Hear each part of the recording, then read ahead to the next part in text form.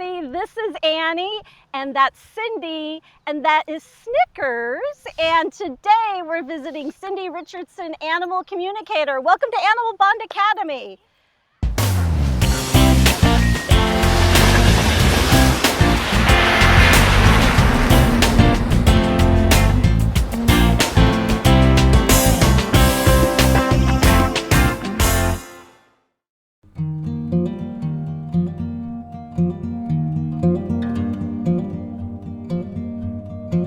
Doing this for going on 21 years. Okay. I guess the one thing that people ask me the most is, what are you? Are you a psychic? Are you a medium? And I always explain I'm a communicator. I'm actually, I can't make an animal do anything, because people are like, make my pet stop doing this. And I'm like, I can't make them do anything.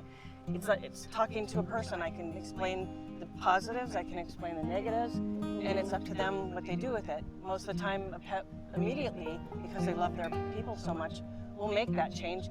And I've talked to some very stubborn ones that were like, no, Yeah. I'm not going to do it. So it's something that's always been part of you, but you just weren't. When I was 3 years old, I had a picture of Jesus above my bed, and I prayed. I said, Jesus, I want to talk to animals like Snow White. I was 3 years old, but that's what I wanted to do. And everybody said, like, oh, stop being so stupid. What, Snow White? Okay. But I did. I mean, that was all I ever wanted to do. Yeah.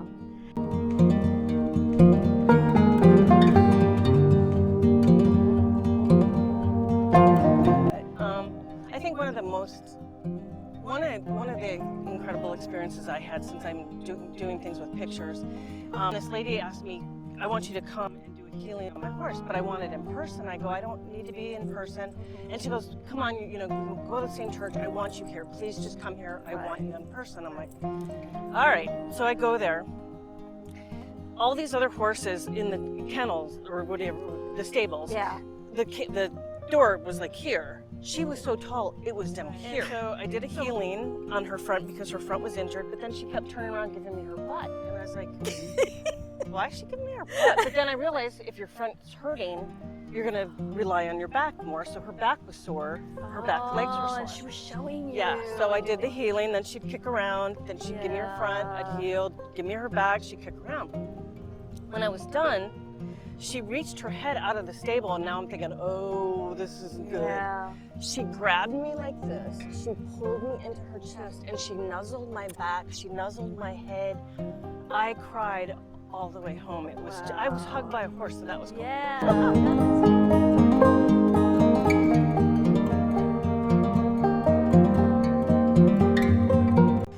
After the horse hugged me, I turned around, and the mom who hired me, and the owner of this horse, they were both like, yeah.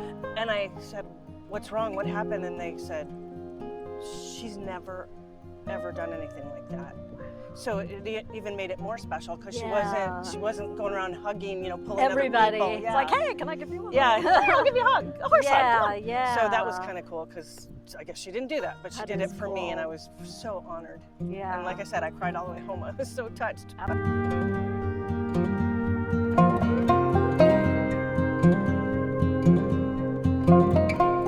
And so I had mentioned to you earlier, just an affinity that people may have with certain animals, or maybe even a particular pet. What do you think that is? And it's funny, because some people pick an animal, like a cougar just happens to be something that they think is so special, or an owl or whatever. Some people say it's past lives, they had some kind of interaction in a past life. I think it's just like people. You meet people that you just immediately go, like you, when we were talking on the phone, and we were just like nonstop. And some people you just go. So I think it's that. I think they have souls and spirits just like we do, and it's something you just connect with them, or you don't. Like you said.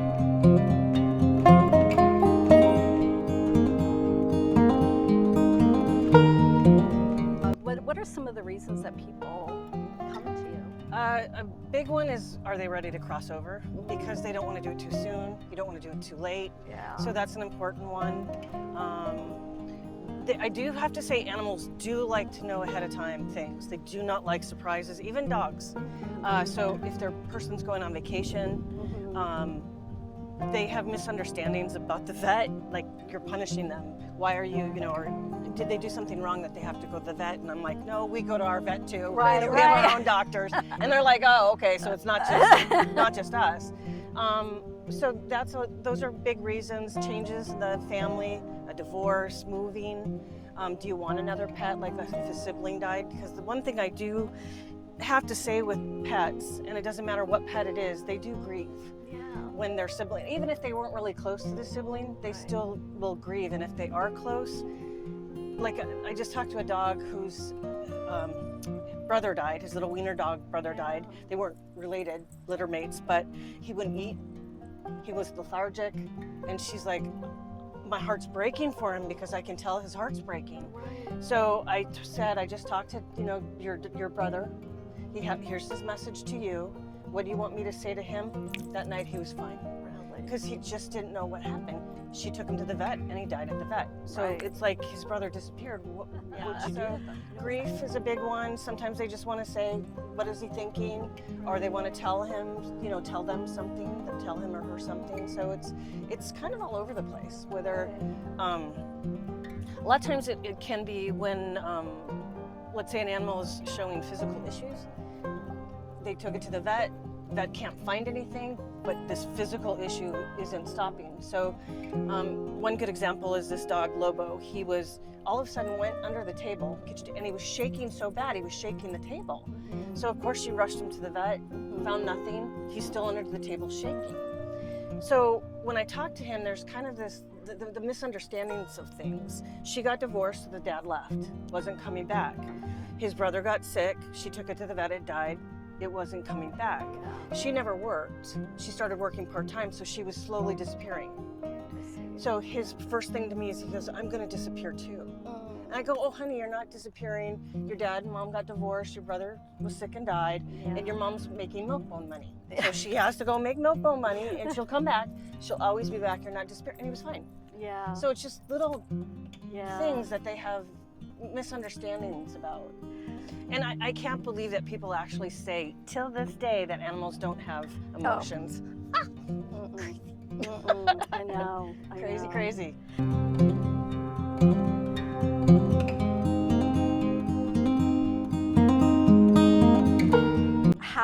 How do the animals talk to you? Do they, they have their own language? That's a good question. A lot of animal communicators seem to be clairvoyant. They see pictures. I'm clairaudient, so just like you and I are talking, that's how I hear them. So I get a list from the person of what they want to ask and tell the pet. As I'm talking to them, I'm just writing down their responses after they answer the question, or I share something with them and they give a response. So I'm clairaudient, I hear them. I do get some pictures, and I'm also clairsentient. I feel their feelings. Right. Sometimes when they're going through something physical, like I had this cat, and she was so upset about what she was explaining, her heart was racing. It made my heart race. Yeah. So I had to okay, we gotta calm down. Right. Because you're making my heart race, and so I feel their feelings too. So, what do snakes have to say? Well, the guy, I thought was rude. The guy said, I want to know what my snake thinks of snakeskin boots. And I didn't want to ask because that's kind of rude. So I said, I'm really sorry, but your person wants to know this. And the snake said, it doesn't matter what happens to your vessel after you die. And I went, I just got a life lesson from a snake. Yeah. That's so profound. I know. I wouldn't expect somebody to say that. I wouldn't expect a person to say that. Yet a snake thinks higher than thinks higher level. And I was like, oh, got it.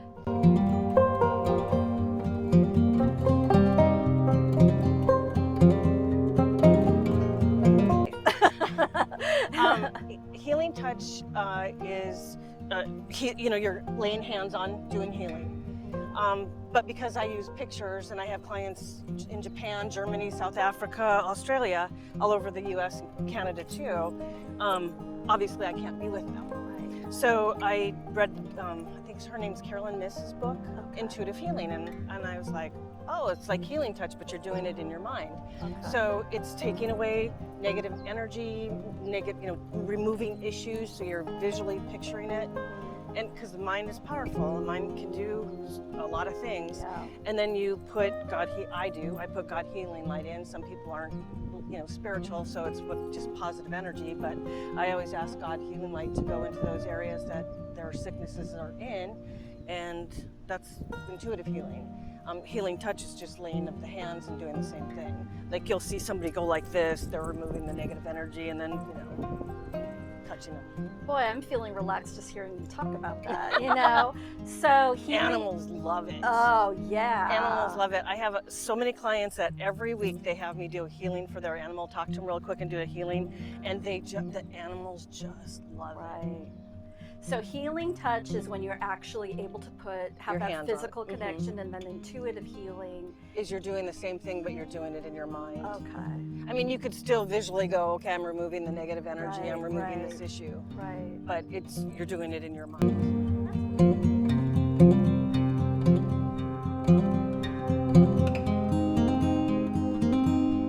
Okay, so I was cleaning up dog duty on the sidewalk or side yard of my house, and I saw this one, and it had iridescence to it, and I thought, what did my dogs eat that there would be iridescent in their poop? And I looked at it closer, and it was a hummingbird covered in ants. And I thought, oh, I can't let it die like this. And I went to pick it up, and it moved. So I was like, oh my gosh, it's not dead, it's alive. So I washed it off real carefully, got all the ants off of it, and it chirped. And I went, oh my God, it chirped. Yay! What do I do? And I had just taken a healing touch class. I'm like, do healing touch, duh. So I did healing touch, I kept doing it, and then it stood up. So I took it to the hummingbird feeder, and I just held it while it drank, and then it tried to crawl over to it, so I lifted it up, got it on the hummingbird feeder, and I stayed there because it was like wobbly. Yeah. And then all of a sudden it lifted its wings, put them down, lifted its wings, put them down, did it one more time, poof, off it flew. I was like, and there was nobody home to tell. I'm like, oh my God. It was such an amazing experience. And then it was kind of neat because for about, I would say, week and a half, every time I walked my dogs that night, there would be a hummingbird near me. So it was just, it was such a, I call it the gift. It was a gift to me. The human-animal bond isn't just friends, it's that life or death connection. Until you love an animal, your soul remains right untouched or unworried. Well, that's it for us, everybody. Thanks for joining us today on Animal Bond Academy, and thank you to Cindy and of course Snickers. We'll see you later. Bye.